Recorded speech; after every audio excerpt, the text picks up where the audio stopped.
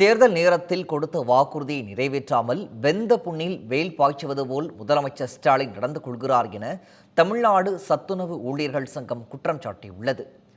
திருச்சி மத்திய பேருந்து நிலையம் அருகே உள்ள தனியார் திருமண மண்டபத்தில் தமிழ்நாடு சத்துணவு ஊழியர் சங்கம் சார்பாக தொகுப்பூதியம் ஒழிப்பு சிறப்பு மாநாடு நடைபெற்றது.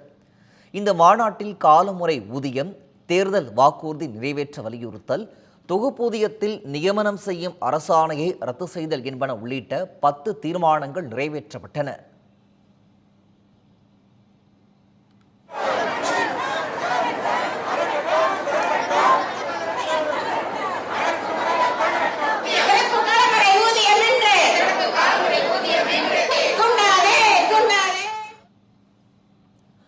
அதன் பின்னர் செய்தியாளர்களிடம் பேசிய தமிழ்நாடு சத்துணவு ஊழியர்கள் சங்கத்தின் மாநில பொதுச் செயலாளர் மலர்விழி, தேர்தல் நேரத்தில் தொகுப்பூதிய நியமனத்தை முற்றிலும் ஒழிப்பேன் என்றும் முறையான ஊதியத்துடன் காலி பணியிடங்களை நிரப்புவதற்கான நடவடிக்கை எடுக்கப்படும் என்றும் முதலமைச்சர் ஸ்டாலின் வாக்குறுதி அளித்தார்.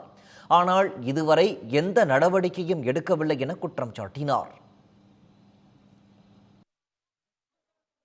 25,000க்கும் மேற்பட்ட சமையல் உதவியாளர் காலி பணியிடங்கள் என்பது இருக்கின்றது. 63,000க்கும் மேற்பட்ட சத்துணவு துறையில் காலி பணியிடங்கள் என்பது உள்ளது. ஆனால் தமிழக அரசு 2021 சட்டமன்ற தேர்தலில் தொகுப்பூதியத்தை ஒழிப்பேன் என்றும் முறையான காலமுறை ஊதியம் வழங்குவேன் என்றும் இப்பொழுதைய முதல்வர் எதிர்க்கட்சி தலைவராக இருக்கும் பொழுது வாக்குறுதி கொடுத்தார். ஆனால் அந்த வாக்குறுதியை நிறைவேற்றாமல் வெறும் 8,997 சமையல் உதவியாளர்களுக்கு மட்டும் ஒரு நாளைக்கு 100 ரூபாய் தொகுப்பூதியம் 3000-ல் பணியமர்த்துவதாக அரசாணை வெளியிட்டிருக்கின்றார். தமிழ்நாடு சத்துணவு ஊழியர் சங்கம் அதை முற்றிலுமாக மறுக்கிறது.